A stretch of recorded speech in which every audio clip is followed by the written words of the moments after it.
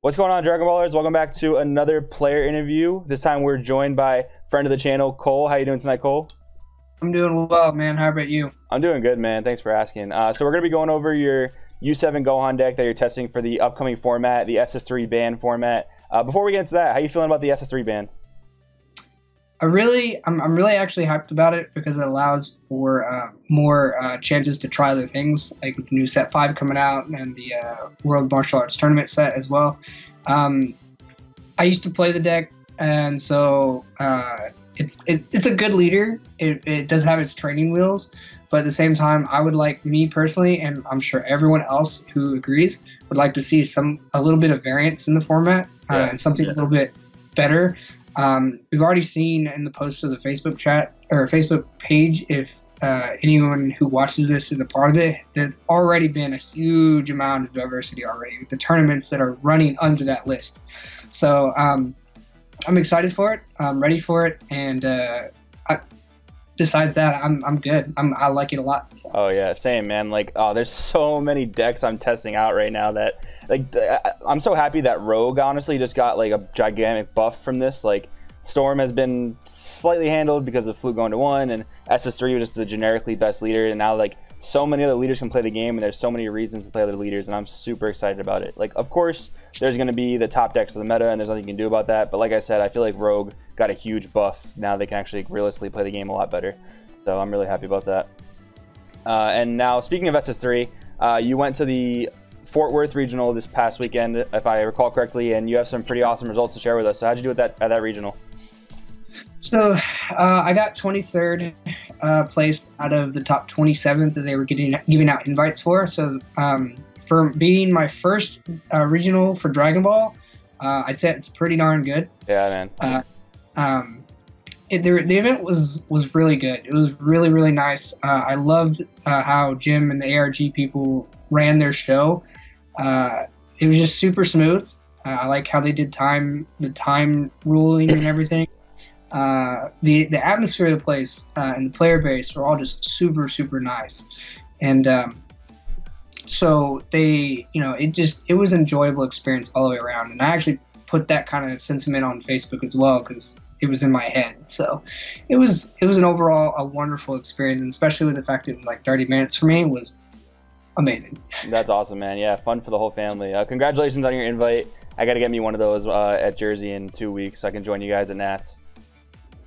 I know for a fact that you will do it. With as much as testing as you do and as much stuff that you do with this game, I can't see you not getting it, to be honest. I really appreciate it, Cole. Yeah, I mean, honestly, the fact that the format is blown wide open, I have no idea what I'm going to play, but I'm testing a couple things that I'm pretty excited about. So, but we'll get into your deck. So, the U7 Gohan leader. This leader has always just been like really solid. Like, it hasn't been one of the most talked about decks, but I actually feel like a lot of people are talking about it now that SS3 is gone. It's been one of the aforementioned decks of the new format. So why U7 Gohan? Favorite character, or the crazy draw power, or a little bit of both? It's a little bit of both. Gohan is one of my favorite characters from the series, especially in terms of the anime. When he fought Super Buu, I thought that was probably one of the cleanest, and I say cleanest because it just fits the scenario so well. It was one of the cleanest fights I've ever seen in the show. Yeah. Just technically wise, and I used to study martial arts, so like I loved that fight. I loved the character, still do. And the draw power, I came from Yu-Gi-Oh, so like drawing a bunch of cards feels great to me, and that's exactly it really does. Yeah. So granted, it is an aggressive leader just based on the design of the card, which is another reason why I picked him. And actually, I got the idea initially, if I remember correctly, from one of your videos about how it's an aggressive leader, and I'm an aggressive style player, but. And I don't know if you have, I think you have my deck list on the screen. Yeah, I do. So since you do, people can see it. My play style is a little different outside of aggro style. It's more all-around style. Now, I'm not the best builder, but I pride myself on trying to get everything I can within a deck reasonably and as consistently as possible. And so, there are parts of the deck that are defensive, there are parts of the deck that are versatile, and there are parts of the deck that are aggressive. And so that, for me, my play style is aggressive, but, having versatility, like a versatile, aggressive feel. I guess that's the best way to put it. So. Yeah, totally. That was actually my same exact approach to SS3 Storm. Like, I'm actually the opposite. I'm not much of an aggro player. I prefer control, and Storm is the best deck in the format when SS3 is around, in my opinion. So I was like, okay, I'll play Storm, but I'll play SS3 because SS3 can recover and play control. So I definitely value that sentiment there. Yeah, I mean, I can see from the deck list, just like you have all the tools in the world to go aggro, but then you also have all the tools in the world to go control. So let's start going through the deck list and we'll talk about it. So we got 2 Scientist Fu, crazy drop power, finishing them off. Ready to fight Son Goku. So that's one of your initial like ways to draw 2 cards. And you have the Goku, you have the 3 Roshi, and a card that a lot of people are playing in this deck is the actually the 2-drop Piccolo that searches the Gohan. And it's just another way to like get a cheap guy you can combo away to draw 2 cards. So do you feel like you'll miss that card in this build at all? In the meantime, I haven't really thought about it yet. I completely understand the purpose of it. Right. Because the 2-drop I think is like from the is he from the structure deck? Yeah, he's from the Namekian structure deck. Okay, so my thought process on that card, because I had a build with it. To search out the Gohan. Initially, I don't feel like he's necessary because despite the fact that the leader has the ability to make every U7 character colorless, yep, it doesn't necessarily matter. However, I wanted to try to keep the colors between red and blue because if you've seen the deck, I played Chain Attack Zeno in there, which I know there are some players, especially high up in the rankings in terms of player base, who just absolutely do not like that card or that combination of cards. Right. But so I wanted to try to keep to that route of play if needed, and so the more red cards were needed in terms of putting those green cards to search out the red card. Now the Gohan. The burst attack Gohan is in there for a very specific reason, and that is if I get like celled or hand destructions in some form or fashion. Yep. So he's not necessarily a necessary card, or sorry, he's not necessarily a needed card, but he's a necessary card. And he's also, again, he kind of fits the theme of the deck, Gohan.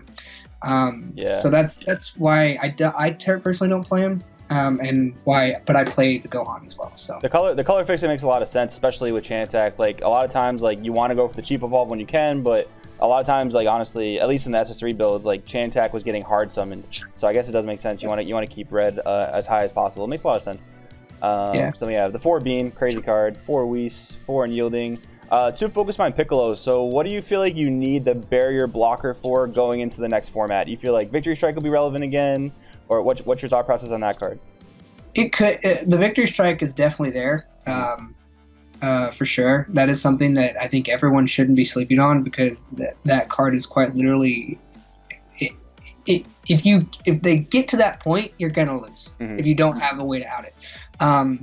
The boost attack or Focus Mind Piccolo is in there for the option of needing an extra blocker with the Videls that you see in there as well. Right. But it's also a target for Ready to Fight Son Goku. I think I counted it earlier. It's like 15, 18, I think, Universe 7 cards. So he, at the time, he's just another target, but also another option to protect myself. Yes, this leader starts at 8, which I'm not used to with playing SS3 before. Right. But at the same time, given the situation, if again they're going for Victory Strike Goku, he's unkillable and a blocker. So if I had the choice, I would play the Ultimate Box Android 17, but he's restricted to green leader. So I was like, never mind, I guess not. Yeah, plus he is a steeper bit of a drop, but yeah, he only gets his best effect when he's playing with the green leader. But that makes sense. Yeah, I mean, I think that's a deck that could definitely come back into the format, especially like if Storm is stalling down like people theorize it is. That deck plays some crazy stall, and that deck can be really serious. So I definitely see your point there. 2 Zeno, you ever feel like you'll need 3? I mean, I know towards the end of Storm format, like I call Storm format like whatever at the end of SS3 format, but a lot of people started actually maining 4 Zeno just because of how important it was. Like you needed to hit Chain Zeno, otherwise you really had a rough time. So do you feel like you'll ever need more than 2 or not so much? Ironically enough, that's what I played. I played 4 Zeno at the regional. It helped in most cases, and then there were like 2 cases where I just didn't see him, which kind of sucked, but that's RNG for you. Yeah. I could honestly, I hated running 4 because I probably saw it every few turns, and it was Yeah. really annoying. I think what I would do at this point with this deck in particular, it does draw a lot of cards, so I think 2 is an okay number. But the option of siding the third one or maining the third one is still there. Something to play around with. Yeah, exactly. It's a ratio issue at this point. Just testing and feeling out the deck and seeing how it plays. Because obviously the concept and the way the deck is supposed to play is obvious. Right. However, the games will go how they will go, and so based on the situation, you may or may not need the extra card. So that's fair. Yeah, I think Chain Zeno is definitely going to be. It's going to be incredibly strong like it always is, but I don't know. It might just be a little bit less relevant with the fact that Storm is slowing down. But at the same time, we have decks like Announcer that are drawing a million cards. I actually lost to Announcer today in the finals of my locals, and he just like had crazy amount of cards. But not to go off on a tangent, but yeah, I mean it's definitely something to play around with. Yeah, for sure. The 3 energy 18. So I'm actually a big fan of dropping the combo into plays now down to 3. So I really agree with this, mostly because Flute is down to 1. They were so good with Flute at 1, but now I find them a little cloggier. So what do you think about 3 of this right now? 3 of the Android 18 is again another like defensive card, just in its design. But if you read the leader on its Awaken side, you can use rested combo. I have the leader right in front of me. Okay. You can combo with Universe 7 from your battle area that are in rest mode. Yeah. So like essentially the game plan is to sort of steamroll your opponent, meaning build a board and then just build that board and make it bigger and bigger and bigger, and then attack with everything, and then attack with your leader, and then use all those Universe 7 cards as combo. Yep. As extra combo. Now I don't remember if you have to use the energy for like the 18 if it's on board already. Yeah, I'm pretty sure you do. Yeah. Okay, so it's essentially just an extra pressure, an extra defense, and extra combo. Like if you're noticing by now, all my cards have multiple uses. Yep. For various reasons. So that just illustrates more the fact that the kind of player I am. So yeah, just real toolboxy. Absolutely. Yeah. It may come out depending, but at the very first concept of this deck at the moment, that it's in there for that reason. Totally. So you got the 1-drop Trunkses to Awaken and to Quick Evolve over the Trunks. You feel like you're gonna miss Kaba at all? I know Kaba's probably better in the aggro builds, but no Kaba. I don't like Kaba at the moment with and the reason I don't now is because if every other deck is going to be playing at 8 life, why would I want Kaba? I'd rather have Trunks. Mm-hmm. Just to I don't want to be resources. giving. Yeah, exactly. Like I also played Mass Saiyan. I played Mass Saiyan at the beginning of this format, and it suddenly just got screwed over because the hand advantage and it can't keep up. So Right. I love crit. I don't like giving my opponent cards if I can help it, as so long as I'm getting something out of it too. You know what I mean? Oh, totally. So the fact that the Kaba's not in there, I feel like I completely get why it would normally be in there, but I like the aspect of Trunks better because it essentially does the same thing with the Champa. Now I know that Champa is very kind of a niche card in the sense that you can use it in certain situations or whatever. It's more or less a utility as well. The Champa is that can be used with anything in the deck. Yeah, it can be used to definitely. game it. It can be used to pressure at the right time, so on and so forth. Yeah. So I will never miss Kaba right now, unless SS3 comes back. Then yeah, I'm all for it. Yeah, totally. I mean, I think that speaks to the toolboxy nature of the deck. Like you have the critical built in with Trunks, you have the ability to quick evolve for the Chantac, and you also have the Champas in there to end the game. So I think this list is very solid without Kaba. Then we have the Backbones, we have the Videls as the free blockers. It's definitely going to be very valuable in the Storm matchups, but how do you think the Videl is going to be working in the main deck? You think maybe the way the format might shape up, it could be moved to the sideboard for when you face Storm, or you think you like it in the main for now? For the time being, I like it in the main. Free blockers are always good. Yeah. But with Storm leaving for the most part, it definitely could go to the side. Again, I haven't been able to test it much. This is all on theory, Right. For my own head. But everything's subject to change. Totally. Sorry, go ahead. No, I was agreeing with what you're saying, and I think that I think the format is so wide right now, especially until we have the first event of this format, that we don't really know what to main deck for quite yet, which to me is like really exciting. Yeah, for sure. Then we have the burst attacks. This card is absolutely insane to drop after like you chain Zeno someone. I love it. The card is so good. Then we have the Chompas, the 3 chain attacks. So did you play 4 chain attacks in your red blue SS3 build? I'm kind of curious. Yes, I did. So some builds definitely played 3 chain attack and 3 Zeno. So I guess you're falling back towards that ideology. What's your reasoning of only playing 3 chain attack and the 2 Zeno? Like, do you think that the combo is only going to be necessary kind of a smaller portion of the time? Yeah, I honestly think it's more dedicated to like decks that go wide in terms of board state, which with this format coming up, I'm pretty sure veggies are about to start making a comeback. Yeah, I can see that. If you know what I mean, like that, the veggies in themselves with the Kaba into Kohle into another card is I honestly cannot remember the time that I enjoyed playing against that when it was like a thing. Right. So it's there again for utility, and here's with Richard Zapp's article about choices on main deck numbers.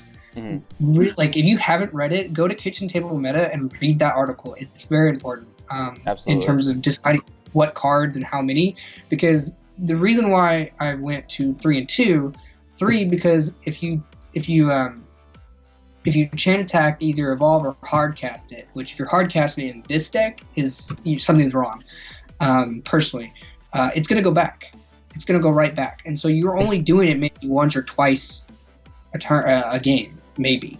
And so you don't really need to see it all the time, but you need to see it in a reasonable amount of time within the game to be able to do it. Now, the chain attack Zeno, or the Zeno card specifically, with this leader, you draw a lot of cards. You cycle your deck quite often. Absolutely. With the leader ability and the burst attack Gohan. So if you like we were talking about earlier, the ratios could change, so that may go up to 3 as well. But at the moment, I think 2 is pretty solid, just because right now we're such in a lull with the format. So I think at the moment I think it's good at the moment. So yeah, no, I agree with that for sure. Like we posted the deck building video a couple weeks ago, and that was one of the points talked about. Is like when you have a deck that draws crazy like this deck does, that you can afford to trim the numbers on some things because you will most likely reasonably see it at that point. And also like the fact that, like you said, you need to see at least one a game, but you don't want to necessarily see multiples. That's another good reason to play 3 for sure. I think that combination definitely warrants 3 copies. And then the 2 foreseeing hit. So this is a card we really actually don't see a lot in U7 Gohan. So I know it's obviously a giant bomb card, but what do you think about the card going into the format? I still think the card is absurd. Here's an example of why I still think the card is still good. I don't see why people are, like in this deck. I don't see why people aren't playing it. I take that back. I can see why, and I can see why not. I play it for a few reasons. First of all, my example I was going to say was at the regional, every time I foreseen hit somebody, it's probably what won me the game. Oh yeah. Like I'm not exaggerating in the slightest. Every single person I played and hit them, foreseen hit them. Let me clarify that. Foreseen hit them.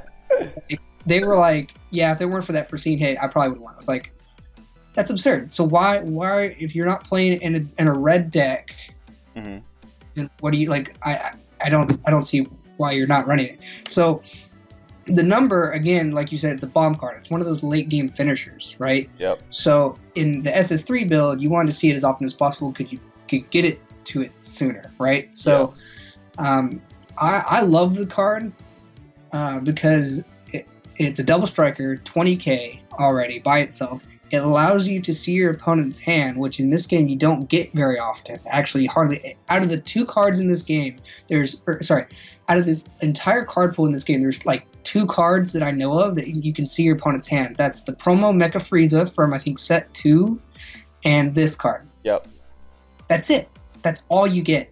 And if you're not playing either one of those, if you're playing yellow or red, I feel like you're missing out on a lot of good utility, especially with the fact that Foreseen Hit warps them away. Like he gets rid of them completely for a turn, or I should say turn and a half, because it's like half your turn. But right. I digress. So it's like Scientist Fu. It's a late game bomb card that could switch the tide of the game in your favor because of its ability. Oh, totally, and that just like that knowledge is so key, and I think that knowledge is going to be more prevalent like in the SS3 ban format, because like you can look at an SS3 player's hand and like they'll have 3 energy up and they'll have Whis and Topos or Nimbuses and Roshis and things like that, and like okay, I can hit like a Roshi and like one of their plays, but they still have 3 energy up. But like in other matchups, I think that's gonna be way more devastating than the fact that you can see their hand and like you know exactly how much energy they have available and what their plays are. Like that information is invaluable. And I think that's also a good difference between Hit and Deborah. In a deck where like a 4 drops like top of your curve, I think Hit is much better. But in a deck like in Announcer, for example, Announcer at the top of their curve is the 5 drop Gokus and Vegetas. I think Deborah, it might be better in that situation because it's not necessarily you're relying on that as a finisher, but Hit is a better finisher in this deck for sure. I actually got Deborah yesterday. The guy that won the event, Deborah me per game. I was like, oh god, what is this card? Yeah, there's the added fact of that's a permanent removal for the most part until you can clear the Deborah, which is in some cases, in my opinion, better than Hit. But the knowledge Hit gives you, if you're a player that knows what they're doing with that knowledge, it's definitely very valuable. For sure. Honestly, that was the way that I won one of my games. Is once I hit them, I knew they didn't have any hit. I was like, all right, cool. I'll swing my double striker when you're at 2 life. I win. Yeah, foreseeing Hit, not like reach across the table and smack them. No. Yeah. All right. Sorry, foreseeing Hit. I'm gonna do that all night. I apologize. I think it's funny. All right, it's all good. Then we have the 3 Roshi. All right, so that's the main deck. I think it's a very interesting main deck. Definitely a different take on the main deck than our channel's build, which is super cool. I think this is a really cool leader that can be built in a couple different ways. So I have a question for you. So what do you think are going to be some of the premier decks going into this new format? Oh man, that's a good question. I still think Herutagon is still very viable. Yep. And that's the other reason I chose Gohan, because I don't like Bug. I don't like the Bug guy, so I chose Gohan instead. Yeah, and I think for Herutagarn, real quick, sorry. I think for Herutagarn, I think that the Storm variant is going to be very viable. And I think actually somewhat similar to this build, the Chain Attack Zeno Control build is going to be very viable, where you just want to get to 4 energy, Awaken, Zeno them, and make them top deck a card. I think that's going to be a very popular build as well. Yeah, and the reason why I say like blue leaders are still going to be primarily dominant is because of, and this is something that's been discussed with a couple of local guys around me, is that they have access to not only Sensu Beam, but they have access to Unyielding Trunks. Yep. And people are saying that card needs to be hit in some form or fashion. The fact that it's strictly for blue leaders, I'm back and forth on it, because it can be debated that it's an unfair card because it is only for blue leaders. But in Herutagon and my deck specifically, you can go turn 2 Chain Attack Zeno. Yeah, absolutely. Or sorry, yes. Yeah, if you have 2 reds and then you have the Unyielding, yep. Yeah, so like, I don't know about you, but that's kind of gross. See, yeah, my thing is like blue leaders can sometimes like just play a completely different game than the rest of the leader pool can, which like I want that gap to close down a little bit. Like I definitely think that blue leaders are still the best leaders.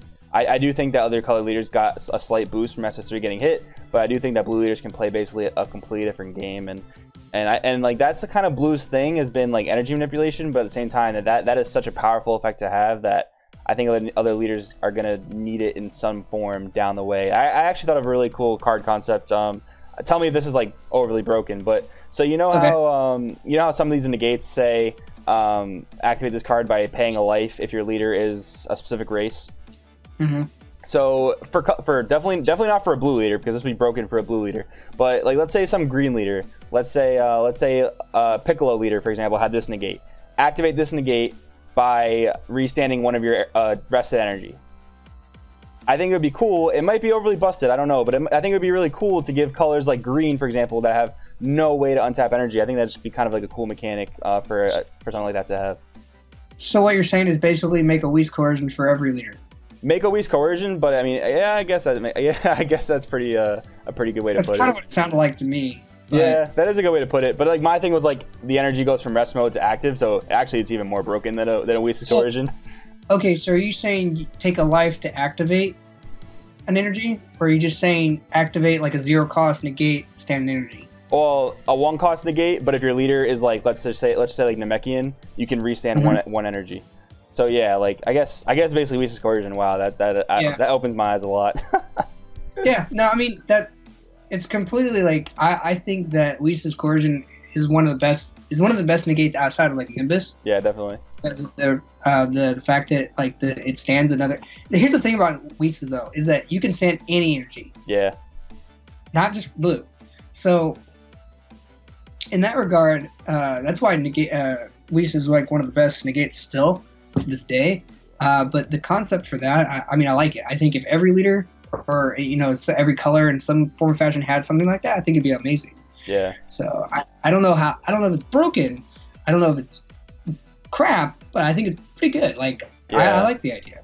Yeah, that'd be cool. Yeah, I just think other colors need some access to energy manipulation, which it would be nice. But yeah, hopefully down the road. I mean, I think a lot of people forget and I think people forget this because they come from other games, but a lot of people forget this game is so young, I feel like, and they just want they want everything to be perfect. Yeah, it's only about a year old, and I mean, trust me, I want everything to be perfect now too, but it's kind of unrealistic just with how young it is, and we all come from other games, which makes sense. But I want people to stick around this game because I actually really have a lot of faith in this game. So I do too. Yeah. Any other decks you think we should be aware of for the upcoming format? Honestly, like you said, with the fact that the format's blown open so wide now, I honestly I can't say anything else besides at the moment that's the only thing that I can think of. I mean, outside of every blue leader, like green leaders could have a definitely more playability now. Specifically like Cell, something I played when I first started, which was actually my 7th round loss against a friend of mine who was playing Cell. Mm-hmm. And he got 3rd place. And so nice. It was, like I lost to the 1st and 3rd place player. Like that's pretty damn good. That is pretty good. But I just feel like something like that will definitely counteract decks like mine and Erdogan that just have a huge amount of hand presence. Yep. So, there's things like the meta like Erdogan, and then there are things that counter it like Cell. So anyway you go, there's going to be some counterplay. There's going to be some counterplay, and there's going to be top, and there's going to be the ones that can counter it. But here's the thing. And I don't know if this is something you can end off with, but as a player myself, as a judge, and as someone who's been in card games for, I think like a decade now, mm-hmm. The deck does not make the player. The player makes the deck. And that, to me, that's everything because, like I said in the beginning of this video, I had 0 testing for this. Now, that you could chalk that up to the fact that Helmet was there, like I was playing the Helmet deck, but at the same time, I didn't have any experience with the meta, and I went in there and I did as well as I did. So, every person with every deck can beat everyone. Yeah, I totally agree with that. Like, there are people that like dedicate their lives to like one rogue leader, and like they're the best player you'll ever see with that leader. And to keep a long story short, I decided to go to ARG Philly like 2 days before the event, and I picked up Blue Red SS3, and like I got top 16, which was super cool. And it speaks to the point of like, I'm sure you experienced a similar thing. Like, I learned how to play the mirror match because the day was basically all mirror matches. I learned how to play the mirror match that day, and it worked out for me. And I'm sure you learned a lot about that deck that day too. Yeah, sort of. I actually lost against the first mirror match that I had, second mirror match that I had, and then won the first one. But I was just like, I was blown out of the water just how grindy it is, unless you know it. So. Oh, it's so grindy. Oh my god, especially when it gets down to like, okay, this is the 6 chains I know we're resolving here. But yeah, it gets really dumb. like, what is going on? Oh my gosh, it was crazy. It was nuts. So yeah, I mean, I think this has been an awesome interview, Cole. Any shout outs you want to give before we wrap it up? Oh man, honestly, I just want to shout out to all the local players that I play play with and see and talk to on a regular basis. All the DFW guys here, they're all fantastic, all are really good players. Again, to ARG, they put on a phenomenal event. I hope they come back. I know they're coming back in October, so I definitely want to be there for that. I actually want to judge that one instead. So I think that'll be really awesome. And to anyone who I know who went and I didn't see, I apologize. But thanks to you as well for allowing me to do this interview. This is something I've been wanting to do for a while. I really enjoy it. So pretty much just shout outs to everyone I know and everyone I talk to. So it's been a wonderful experience. It was a wonderful experience, and I truly enjoyed it. And I enjoy this game, and I want it to flourish. So. Oh yeah, man, me too. And thank you so much for the shout out. Definitely wanted to get you on here because I know you're an intelligent player. Any final notes or thoughts about the deck itself? Get ready because Gohan's gonna be great again. I love that. All right, guys. So this has been Cole, friend of the channel. Thank you so much again for joining us. So yeah, guys, if you like this video, definitely consider liking, definitely consider commenting, letting us know what you liked about it, and definitely consider subscribing. And our Discord link is gonna be down in the description below. Definitely check that out. Hashtag Sharon loves Gohan, and we'll see you next time.